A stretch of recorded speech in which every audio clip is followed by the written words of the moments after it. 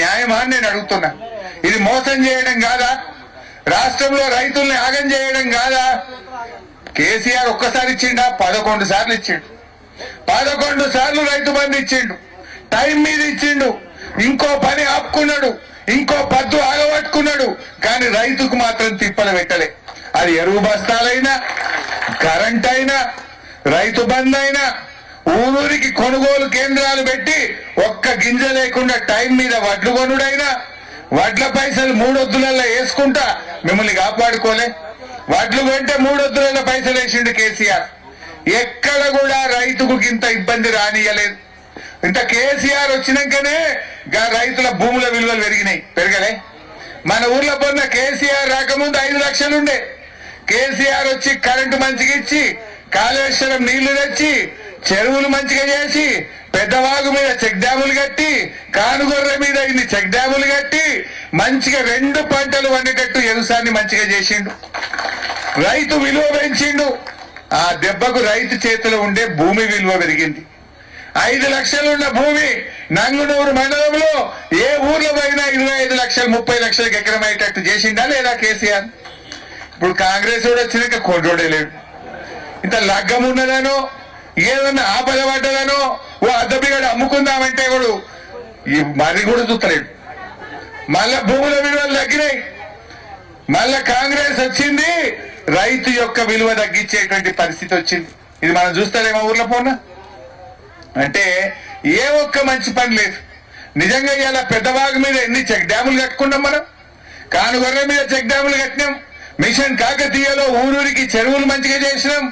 ఏ ఊరు చెరువు చూసినా నిండు కుండలెక్కున్నది. ఇవాళ ఎందుకున్నది? దాని కట్టు కాలువలు మంచిగా చేసినాం. దాంట్లోకి వచ్చే వాగులు ఒర్రెలు మంచిగా చేసినాం.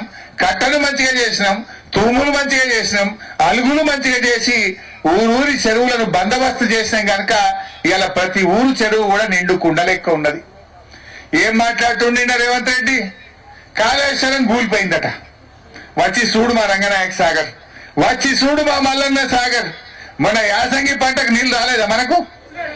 కాళేశ్వరం నీళ్లు మన యాసంగి పంటకు వచ్చినాయా లేదా రంగునూరుకు? మరి కాళేశ్వరం కూలిపోతే యాసంగి పంటకు నీళ్లు ఎట్లొచ్చినాయి? అంటే ఈయనకు కూలగొట్టుడు తప్ప కట్టుడు తెలియదు రేవంత్ రెడ్డికి. అన్ని ఉత్తమ ఆటలు. కాళేశ్వరంలో 100 భాగాలుంటాయి. 100 భాగాల్లో ఒక భాగములో 160 పిల్లర్లలో 2 పిల్లర్లు కూలిపోతే మొత్తం కాళేశ్వరం కూలిపోయిందని రోజు ఒకటే తిట్టుడు. నీకేదైనా కట్న ముఖం అయితే తెలుసు. 100 భాగాలుంటాయి. కాళేశ్వరం అంటే 3 బ్యారేజీలు, 19 పంప్ హౌజులు, 18 రిజర్వాయర్లు, సొరంగాలు, కాలువలు ఎన్నో ఉంటాయి కాళేశ్వరంలో. అందులో ఒక్క దాంట్లో 2 పిల్లర్లు పోతే మొత్తం పోయిందంటాడు. మరి మొత్తం పోతే యాసంగి పంటకు నీళ్ళు అడికెళ్ళి వచ్చినాయి. రంగనాయక సాగర్ నిండు కుండోలే ఎందుకున్నది? మల్లన్న సాగర్ లో 21 టీఎంసీల నీళ్లు ఎట్లున్నాయి? కొండ పోచమ్మలో 11 టీఎంసీలు ఎక్కడికెళ్ళున్నాయి? ఇదంతా కాళేశ్వరం కాదా? ఇప్పుడు మళ్ళా రావా యాసంగికి? మనకు నిండా నింపి పెట్టుకున్నాం. ఇప్పుడు వానకాలం అంటే దేవుని దయ వల్ల మంచి కాలం అయింది, వెళ్ళింది. రేపు మళ్ళీ యాసంగికి నీళ్లు పోవాలి. కట్టుకొత్తగానే మళ్ళా రంగనాయక సాగర్కి వెళ్ళి నంగునూరులోని ప్రతి కాలువ ద్వారా చెరువులకు, కుంటలకు, చెక్ డ్యాంలకు నీళ్లు ఇచ్చి యాసంగి పంట బరాబర్ వండించుకోమా? అసలు ఎప్పుడన్నా వండిందా మనకి? వెనకట కేసీఆర్ వచ్చి కాళేశ్వరం కట్టినాక నంగునూరులో 2 పంటలు బరాబర్ పక్కా వండించుకుంటున్నాం మనం. నీళ్ళకు బాధ లేదు, కరెంటుకు బాధ లేదు, ఎరువులకు బాధ లేదు, పండిన పంట కొనడా అనే బాధ లేకుండా కదా మన కేసీఆర్ చేసింది. ఇది వ్యవసాయం. మన కేసీఆర్ గౌరవం పెంచిండు. వీళ్ళు గెలవాలని, అధికారంలోకి రావాలని ఎన్ని మాటలు చెప్పిండ్రు. 5,000 ఉన్న రైతు బంధును 7,500 చేస్తామన్నారు. 2 లక్షలు మాఫీ చేస్తామన్నారు. వడ్లకు బోనస్ ఇస్తామన్నారు. అయినా ఏ ఒక్కటన్నా వడ్లకు బోనస్? యాసంగి పంటలు ఏమన్నా 1 రూపాయి బోనస్ వచ్చిందా? ఇప్పుడేమంటుండు?